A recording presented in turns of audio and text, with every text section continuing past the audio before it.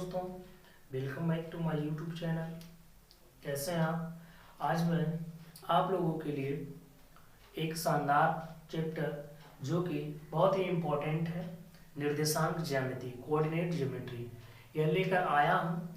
आज हम इसमें यह सीखने वाले हैं कोऑर्डिनेट ज्योमेट्री में कि चतुर्थांश क्या होता है, एक्स एक्सिस क्या होती है, वाई एक्सिस क्या होती है, और एक्स और वाई एक्सिस में बिंदुओं का निरूपण कैसे करते हैं, तथा चतुर्थांश में प्लस और माइनस कहाँ कहाँ होता है और कैसे होता है, और इसके साथ कई सारे फार्मूले जैसे दो बिंदुओं के बीच की दूरी ज्ञात करने का सूत्र, और संरेख होने का प्रतिबंध, और मध्य बिंदु, विभाजन बिंदु, अंतर बिंदु, ये सब सारी चीज़ें सीखने वाले हैं। ये सब सीखने के लिए आप वीडियो के अंत तक बने रहिएगा, और अभी तक मेरे चैनल पे नए हैं तो प्लीज़ इसे चैनल को सब्सक्राइब कर लें तथा बेल आइकन को प्रेस कर लें ताकि कोई भी वीडियो आपको सबसे पहले प्राप्त हो। तो देर न करते हुए आइए वीडियो पे चलते हैं, देखते हैं क्या होता है कोऑर्डिनेट ज्योमेट्री। क्या? Coordinate geometry. कोऑर्डिनेट ज्योमेट्री, इसका एक गणितज्ञ थे जिनका नाम था रेनी देकार्ते। क्या नाम था? रेनी देकार्ते।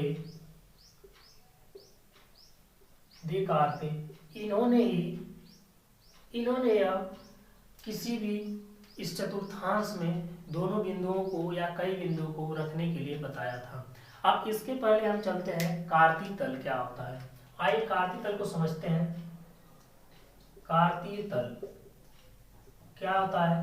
कार्तीय तल, तो कार्तीय तल क्या होता है? ये मेरा क्या हुआ? एक लाइन हुआ,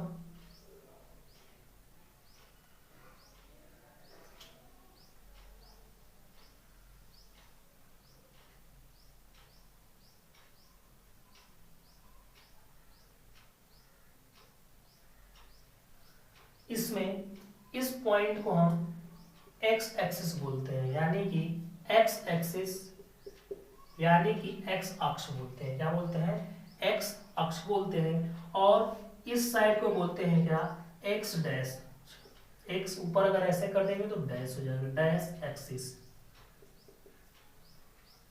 ऊपर वाले को क्या बोलते हैं? Y X, Y axis.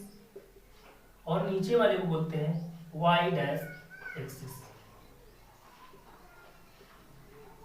अब इसमें सबसे बड़ी बात क्या होती है कि मूल बिंदु, ये जो इन दोनों को मिलाने वाली जो रेखा होती है, ये जो मिड पॉइंट है, ये मेरा क्या होता है? ओरिजिन पॉइंट कहलाता है। क्या कहलाता है? मध्य बिंदु जो इसका है दोनों को मिलाने वाली, इसको हम ओरिजिन पॉइंट यानी कि इसे ओ से हम डिनोट करते हैं। क्या करते हैं? ओ से। इसको बोलते हैं मूल बिंदु। क्या बोलते हैं? मूल बिंदु। इसका नाम हो गया आपका मूल बिंदु। अब मूल बिंदु के निर्देशांक क्या होते हैं? 0,0 होते हैं। क्या होते हैं? 0,0 होते हैं। ये मेरा मूल बिंदु यानी कि ओरिजिन पॉइंट हो गया, ओरिजिन पॉइंट हो गया। क्या हो गया? ओरिजिन पॉइंट हो गया। अब बात करते हैं कि जब हम मूल बिंदु से एक्स एक्सिस की तरफ जाते हैं तो ये सारी दूरियां क्या होती हैं? प्लस की होती हैं। किसकी होती हैं? प्लस की होती हैं, यानी धनात्मक होती हैं। क्या होती हैं? धनात्मक होती हैं। क्या होती है? धनात्मक होती है। यानी कि ये मेरा क्या हो जाएगा? प्लस का 1 हो गया, ये प्लस का 2 हो गया, ये प्लस का 3 हो गया, ये प्लस का 4 हो गया, ये प्लस का 5 हो गया। अब बात करते हैं जब हम मूल बिंदु से एक्स डैश की तरफ बढ़ते हैं। क्या? एक्स डैश की तरफ बढ़ते हैं तो क्या होगा? जब हम मूल बिंदु से एक्स डैश की तरफ बढ़ते हैं तो ये मेरी सारी दूरियां क्या हो जाएंगी? निगेटिव हो जाएगी, यानी माइनस में हो जाती हैं। किस में हो जाती हैं? माइनस में हो जाती हैं। यानी माइनस का 1 हो गया, माइनस का 2 हो गया, माइनस का 3 हो गया, माइनस का 4 हो गया, और माइनस का 5 हो गया। इसी प्रकार जब हम मूल बिंदु से ऊपर चलते हैं, यानी कि ऊपर ऊपर ऊपर चलेंगे तो क्या होगा, तो ठीक उसी प्रकार होता है कि यहाँ +1 हो जाएगा, ये मेरा +2 हो जाएगा, ये मेरा +3 हो जाएगा, ये मेरा +4 हो जाएगा, ये मेरा +5 हो जाएगा। अब अगर हम नीचे की तरफ आते हैं तो भी उसी डायरेक्शन में मेरा क्या हो जाएगा, ये -1 हो जाएगा, ये -2 हो गया, ये -3 हो गया, ये -4 हो गया और ये -5 हो गया। तो इस प्रकार तो हम ये समझ लिए कि क्या किस एक्सिस पे कौन सा साइन होगा, यानी कि एक्स एक्सिस पे मेरा प्लस होता है, एक्स डैश एक्सिस पे माइनस होता है और वाई एक्सिस पे प्लस होता है और वाई डैश एक्सिस पे माइनस होता है। जो एक्स अक्ष पे क्या, जो एक्स अक्ष पे चली गई जो दूरी होती है उसे हम भुज कहते हैं और जो वाई अक्ष पे चली गई दूरी होती है उसे हम कोटि कहते हैं। क्या कहते हैं, उसे हम कोटि कहते हैं। इसके बाद हम सीखने वाले हैं, इसके बाद हम सीखने वाले हैं कि अब इसमें साइन का निर्धारण कैसे करें। क्या साइन का निर्धारण कैसे, यानी कि चिन्ह का निर्धारण हम कैसे करें। तो इसके लिए देखिए मैंने बता दिया कि आप लोगों को क्या होता है, एक होता है एक्स को बोलते हैं भुज और वाई को बोलते हैं कोटि। क्या बोलते हैं, वाई को बोलते हैं कोटि। तो एक्स अक्ष पे यानी कि एक्स पे जितनी भी दूरी चलते हैं हम भुज चलते हैं और वाई अक्ष पे चलते हैं जो कि कोटि चलते हैं। तो अब बात करते हैं चतुर्थांश की। क्या, चतुर्थांश की। तो कार्तीय तल में 4 चतुर्थांश होते हैं। कितने होते हैं, 4 चतुर्थांश, जिन्हें हम क्या बोलते हैं, क्वाड्रेंट बोलते हैं। तो पहला क्वाड्रेंट क्या होता है मेरा, ये होता है, क्या होता है, ये फर्स्ट क्वाड्रेंट होता है। क्या होता है, फर्स्ट क्वाड्रेंट, जिसे हम चतुर्थांश भी जानते हैं, चतुर्थांश बोलते हैं। हिंदी में चतुर्थांश बोलते हैं और इंग्लिश में क्वाड्रेंट बोलते हैं। अब इसके बाद ये मेरा क्या कहलाएगा, सेकेंड चतुर्थांश हो गया, ये मेरा थर्ड हो जाएगा और ये मेरा क्या हो जाएगा, फोर्थ हो जाएगा। क्या हो जाएगा, फोर्थ हो जाएगा। अब इसको समझने के लिए क्या, इसको समझने के लिए हम कैसे कैसे समझते हैं, सारी चीजें हम आपको बता रहे हैं।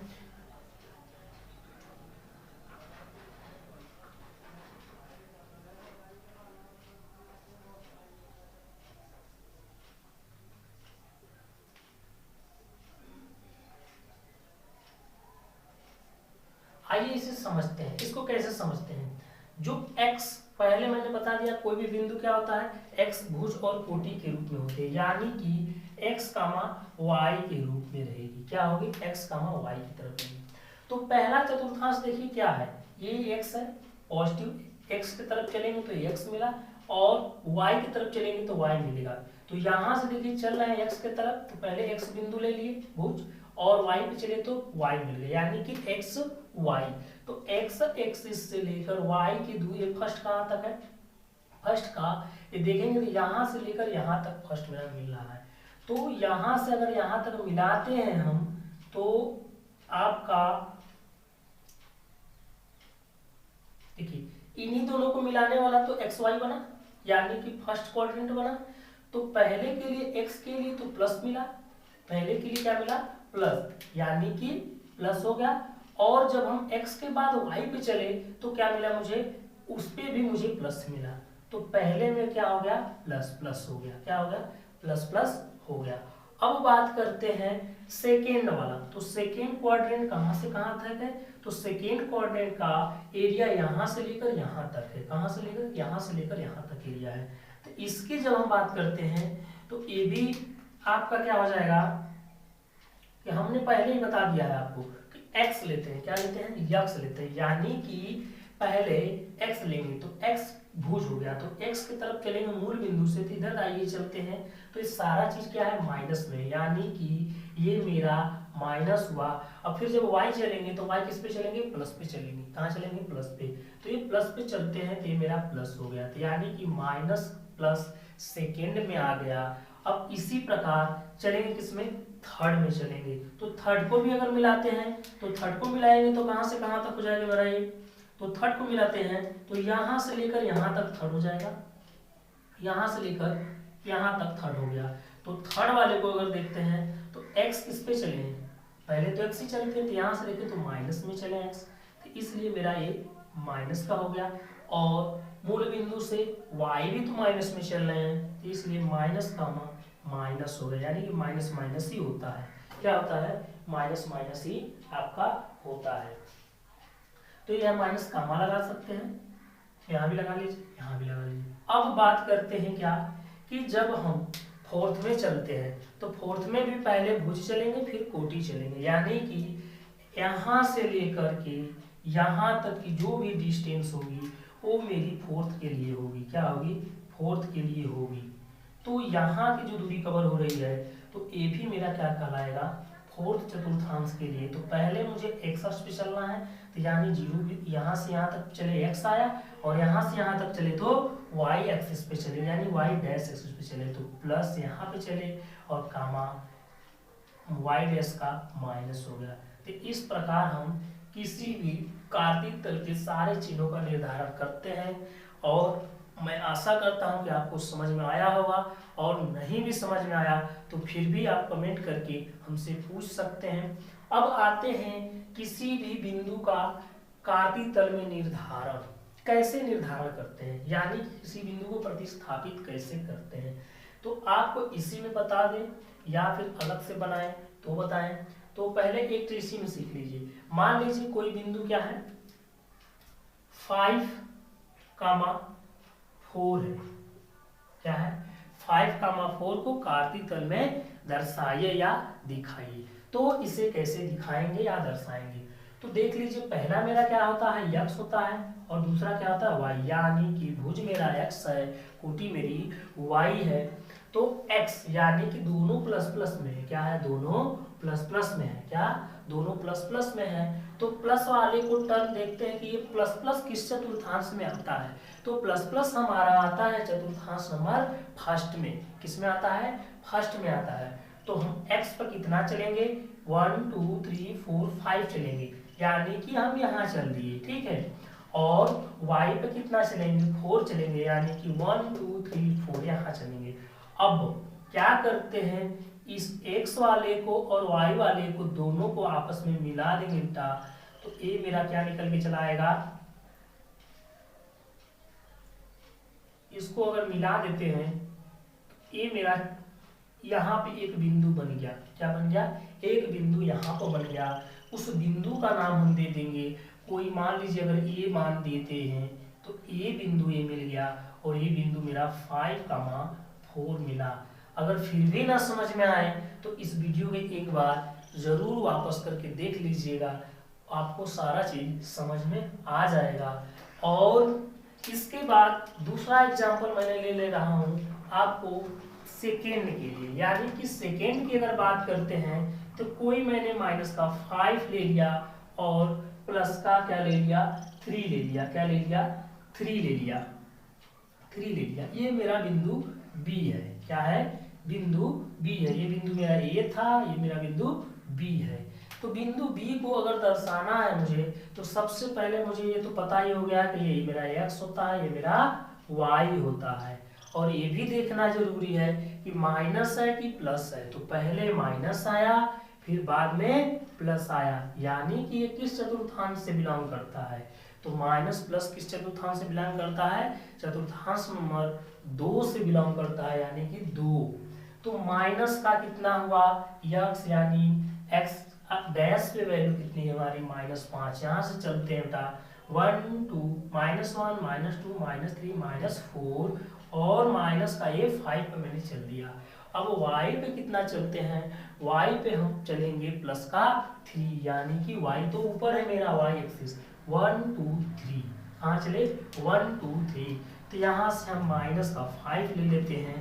क्या ले लेते हैं, माइनस का 5 ले लेते हैं। इसके बाद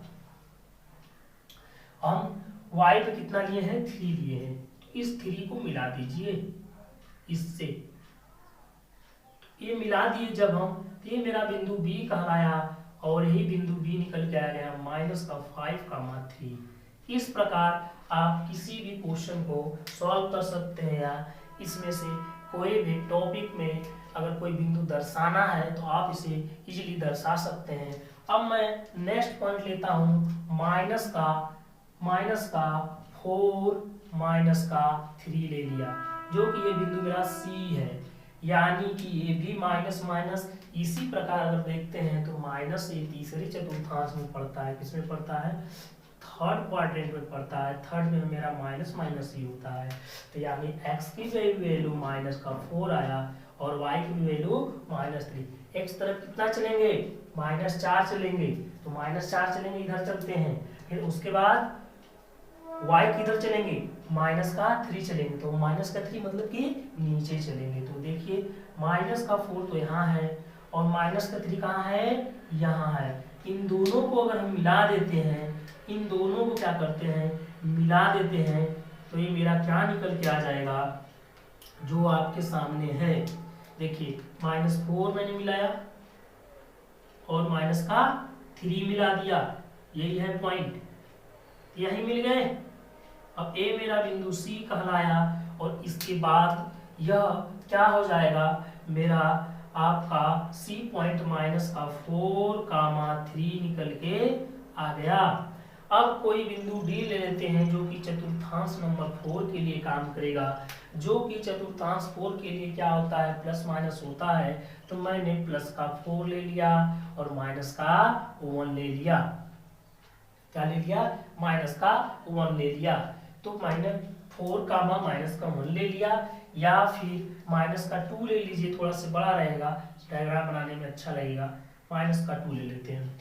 तो यहाँ से आप 4 किस पे चलेंगे, ये तो मेरा x एक्सिस हुआ, ये मेरा y एक्सिस हुआ, यानी कि x के तरफ मुझे 4 कदम चलने हैं, 1 2 3 4। तो यहाँ आ गए हम 1 2 3 4 पे चल दिए, और y पे कितना चलेंगे, -2, यानी कि नीचे चलेंगे। तो 1 -2 यहाँ हम चल दिए, तो -2 यहाँ हो गया, और क्या बचा कि आपका +4 यहाँ है, तो +4 से ले लेते हैं, +4 और -2, ये मेरा डी पॉइंट हो गया, जिससे ये निकल के चला आया कौन सा बिंदु, -4, -2। इस प्रकार से हम सॉल्व कर लिए। इस तरीके से हम किसी भी बिंदु को, कोई भी निर्देशांक कहीं भी इस कार्तीय तल में हम दर्शा सकते हैं। अभी जो -1 में बोल रहा था, तो -1 यहाँ से मिल जाता। अगर मान लीजिए कि क्वेश्चन में 0 दे देता, क्या 0 दे देता, तो क्या करते, तो अगर क्वेश्चन में 0 दे देता है, 0,4, तो अगर 0,4 दिया तो ये देखिए प्लस है, ये भी प्लस है, तो 0 यानी कि एक्स अक्ष पे कितना चलना है, कुछ भी नहीं चलना है, 0 चलना है, यानी कि हम वहीं पर आ गए, यानी कि हम यहीं पर आ गए। y में कितना चले, 4 चले, तो y को अगर 4 चलते हैं तो ये बिंदु देखिए 1 2 3 4, यानी कि 0,4 का अगर निकालना होगा तो ये मेरा, ये यहाँ पे ये पॉइंट बन के आ जाएगा 0,4, यानी कि x अक्ष पे तो कुछ नहीं चले, y अक्ष पे 4 चले। इसी प्रकार अगर 4,0 हुआ तो 4,0 होगा, 4,0 होता है तो क्या करते हैं, 4,0 होता है तो हम यहाँ से x अक्ष पे 4 चलेंगे, 1 2 3 4 आ गए 4 पे। अब y अक्ष पे कितना है, कुछ नहीं चले हैं, वहीं पे है, 0 है, क्योंकि कोटि मेरी 0 है, यानी कि 1 2 3 4 पे आ गए। 5 रहता 5 आ जाते, 3 रहता 3 आ जाते, जो भी दिया रहेगा उस पे आ जाते। ये मेरा 4 हो जाएगा, 4,0 y पे तो चले ही नहीं है, तो उसका मेरे बिंदु क्यों लिखेंगे, तो ये मेरा 4,0 हो जाएगा। इस प्रकार भी क्वेश्चन को सॉल्व करते हैं। फिर भी अगर कोई डाउट आपको है तो आप हमसे पूछ सकते हैं कमेंट बॉक्स में, या फिर अगर समझ में नहीं आया तो आप वीडियो को पीछे करके एक बार पुनः देख लीजिएगा, और इसका स्क्रीनशॉट लेना चाहते हैं तो इसे ले लीजिए, ताकि कोई भी वीडियो में आपको प्रॉब्लम ना आने पाए। अब हम पढ़ने वाले हैं, इस प्रकार ये सारी चीजें हो गई। अब हम पढ़ेंगे दो बिंदुओं के बीच की दूरी का सूत्र। क्या पढ़ेंगे, दो बिंदुओं के बीच की दूरी का सूत्र। दो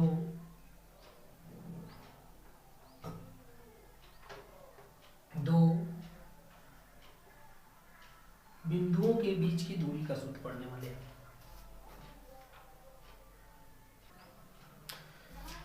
देखिए क्या होता है, दो बिंदुओं के बीच की दूरी का सूत्र मान लेते हैं। देखिए इसका तो प्रोसेस जो है कि अगर सिद्ध करके निकालेंगे तो लॉन्ग प्रोसेस है, हालांकि हम डायरेक्ट सूत्र पे ही बात करते हैं ताकि हम जो काम में वो चीज को ले लेते हैं। ये बिंदु माना ए मेरा ए है, एक बिंदु मेरा बी है,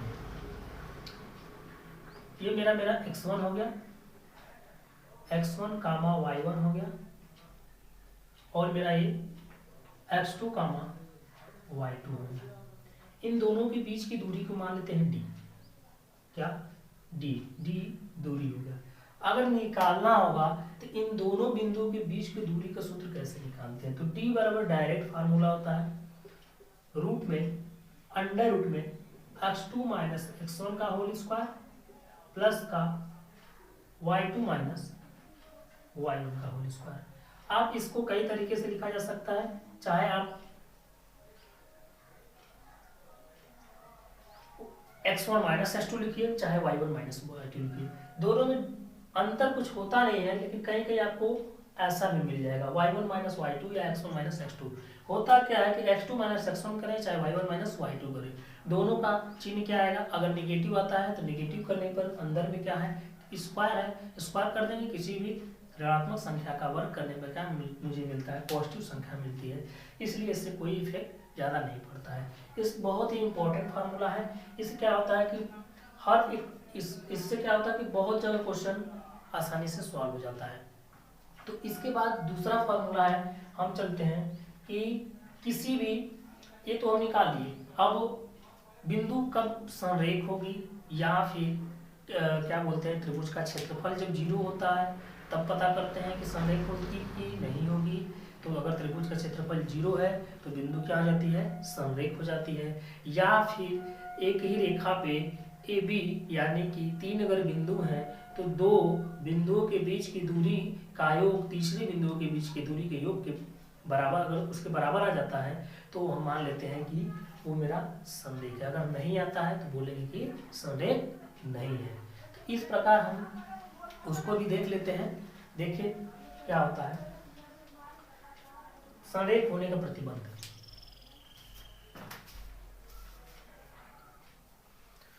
आइए देखते हैं संरेख होने का प्रतिबंध क्या होता है। जब 3 बिंदु एक ही रेखा पर स्थित हो तो उसे संरेख कहते हैं। यानी कि मैंने 3 बिंदु ले लिया ए बी सी, एक ही रेखा पर स्थित हो, यानी कि इनका योग प्लस इनका योग, यानी कि दोनों बिंदुओं का दो दूरियों का योग तीसरी दूरी के अगर बराबर होता है तो संरेख कहलाता है। इसके 2 नियम होते हैं, एक फर्स्ट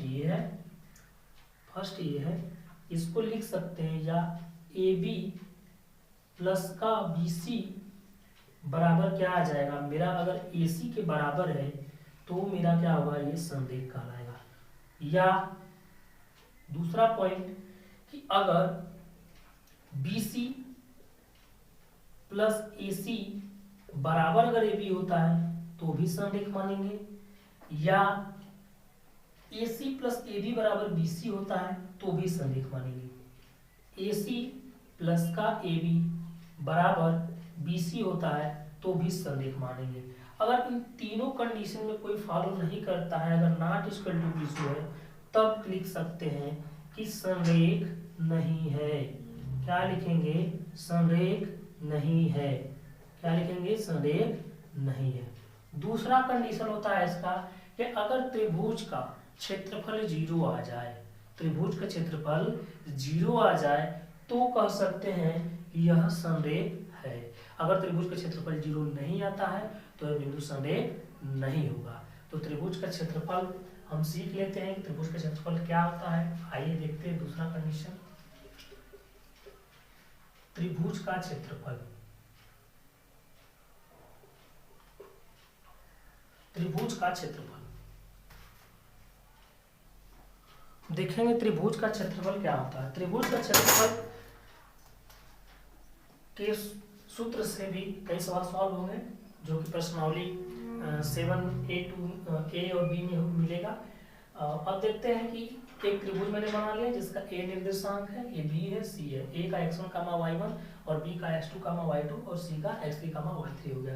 अब त्रिभुज एबीसी का क्षेत्रफल होता क्या है? इसका सूत्र होता है 1/2 बाहर और x1 क्या होगा, x1। यहाँ पे क्या हो जाएगा आपका x1 के बाद एक सिस्टम से इसके सॉल्व करते हैं। सिस्टम से क्या सॉल्व करेंगे कि आपका आसानी से हल हो जाए। जैसे में 1 2 3 ले लेंगे, क्या ले लेंगे 1 2 3, क्या ले लेंगे 1 2 3। तो x1 ले लिए, अब y2 माइनस y3 हो गया। अब x1 लिया ना, प्लस का x2 लेंगे। अब क्या लेंगे 2 3 हो गया, क्या हो गया 2 3 हो गया y2। अब देखिए 2 3 के बाद क्या आएगा 3 1 आएगा, क्या आएगा 3 1 आएगा। y2 माइनस y3 फिर हो जाएगा आपका y3 माइनस ये ऐसे 1 2 3 फिर 2 3 फिर 3 1, तो y3 माइनस क्या हो जाएगा आपका y1 हो जाएगा, क्या हो जाएगा y1 हो जाएगा। प्लस का फिर ले लेंगे हम x3, यहाँ क्या हो जाएगा आपका अब y1 माइनस का 2 हो जाएगा, y1 माइनस y2 हो जाएगा, क्या हो जाएगा y1 माइनस का y2। इसको थोड़ा सा इरेज कर देते हैं, y1 माइनस का y2 होगा। ये मेरा इसका सूत्र हो गया, किसका त्रिभुज के क्षेत्रफल का सूत्र हो गया, जिसे हम इजीली याद कर सकते हैं। क्या याद कर सकते हैं आसानी से। इसको याद करने का तरीका क्या है अब मैं आपको बता ही दिया।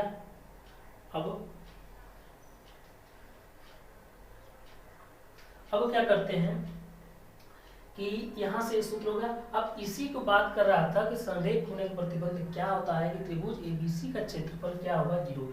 यानी इसको सॉल्व करने पर अगर 0 मिलता है तो मेरा बिंदु क्या कहलाएगा, संरेख बिंदु कहलाएगा। क्या कहलाएगा, संरेख बिंदु कहलाएगा। अब इन दोनों फार्मूलों से हमारा प्रश्नावली का जो इस 7A है, इस सारा क्वेश्चन क्लास 10 का प्रश्नावली 7A का सारा क्वेश्चन क्या हो जाएगा, सॉल्व हो जाएगा। अगर आप अभी भी कुछ भी नहीं पढ़े हैं तो इस चैनल से जुड़िए और आपका इस 2 मंथ में जो 2 मंथ आपका बचा हुआ है इसमें पूरे मैथ की कंप्लीट बुक 2023 के लिए बोर्ड एग्जाम का कंप्लीट तैयारी करा दिया जाएगा और आप मैथ से जो डर रहे हैं वो आपकी डर भी खत्म हो जाएगी। अब ये कंप्लीट हो गया, इसे नोट कर लीजिए और स्क्रीनशॉट नहीं लिए तो इसे स्क्रीनशॉट लेकर इसे नोट्स बना लीजिए। अगर अच्छे से नोट्स बनाते हैं तो आपको कोई दिक्कत नहीं होगा और कोई परेशानी नहीं होगा। और कोई भी अगर दिक्कत होती है तो उसे कमेंट बॉक्स करके हमसे आप पूछ सकते हैं। अब प्रश्नावली 7A आराम से आप कर सकते हैं। देखिए अब रेखाखंड का अंतःविभाजन, क्या रेखाखंड का अंतःविभाजन क्या होता है। अब कोई भी एक रेखा है जो A और B के निर्देशांक दिए हुए हैं x1 कामा y1 और x2 कामा y2 और इस पे एक मध्य में क्या है P बिंदु जो x कामा y है। इसको एक m और n अनुपात में बांटा जा रहा है या फिर काटा जा रहा है। तो एक बात याद आपको आनी चाहिए और रखनी पड़ेगी, अंतः का मतलब क्या होता है और बाह्य का मतलब क्या होता है। अंतः जब जैसे ही बोलेगा तो अंतः का मतलब प्लस हो जाता है और बाह्य का मतलब माइनस का हो जाता है। तो इस प्रकार हम देखेंगे अंतः विभाजन में निकालेंगे x बराबर, क्या निकालेंगे x बराबर, x बराबर क्या होगा। तो अंतः विभाजन के लिए अगर x बराबर निकालते हैं तो ये जो m होता है ये m रेशियो n में क्या कर रहा है, इसको बांट रहा है। तो क्या होगा mx2 क्या हो जाएगा mx2 प्लस का nx1 पाई का इन दोनों का योग यानी कि m प्लस n हो जाता है, ठीक है। और इसी प्रकार y बराबर अगर निकालते हैं तो y बराबर क्या हो जाएगा, जैसे इसको समझने के लिए एक ट्रिक होता है। जैसे यहाँ से आप ले आए nx2 की साइड, तो एक बार mx2 लेंगे और n वाले को ले आएंगे x1 की साइड, तो mx2 प्लस nx1 बटे का m प्लस 1 हो गया। और y का अगर निकालना है तो आप निकाल लेंगे y बराबर क्या हो जाएगा my2 प्लस, अब यहाँ से फिर आएंगे तो इस साइड का दूसरा y वाले को y1 n y1 लेंगे, क्या लेंगे n y1 लेंगे। अब y क्या हो जाएगा आपका m प्लस का n हो जाएगा, क्या हो जाएगा m प्लस का n हो जाएगा। इस तरीके से यहाँ पे अंतर विभाजन का हम सूत्र याद कर सकते हैं ताकि हमको कोई भी प्रॉब्लम न होने पाए। अब इसको घेर लीजिए, घेरना है तो, या आप इसे याद रखिएगा। अब इसके बाद होता है बाह्य विभाजन का सूत्र। क्या होता है? बाह्य विभाजन का सूत्र होता है, उससे भी हम बताते हैं क्या होते हैं बाह्य विभाजन का सूत्र, कैसे इसके लिखेंगे।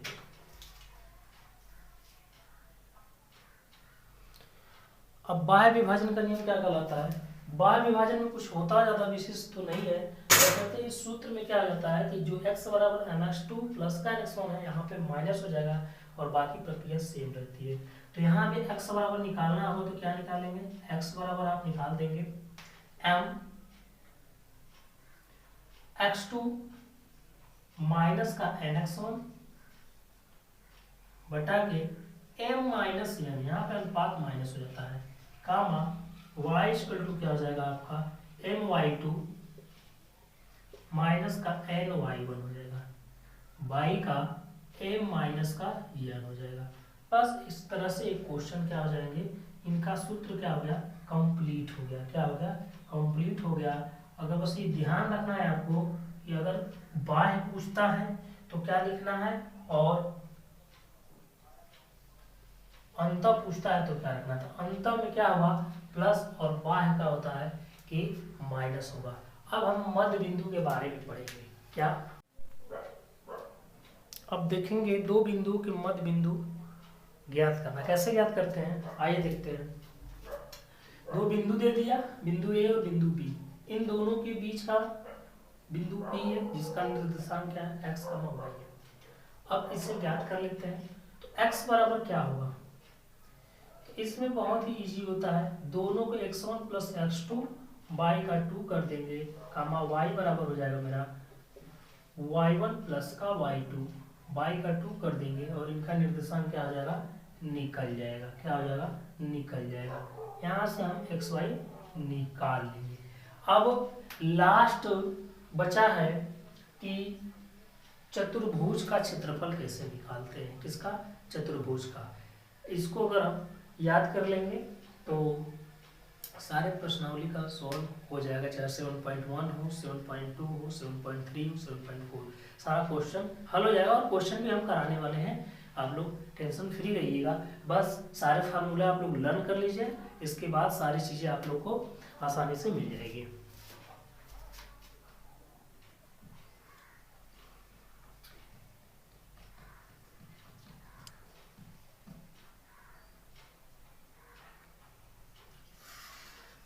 अब देखिए कि चतुर्भुज ABCD का क्षेत्रफल कैसे निकालेंगे। तो चतुर्भुज ABCD का क्षेत्रफल निकालने के लिए आप इसको इस तरह लिख लेंगे। पहले बिंदु को बना लेंगे x1 y1, दूसरे को x2 y2, तीसरे को x3 y3 और चौथे को x4 y4।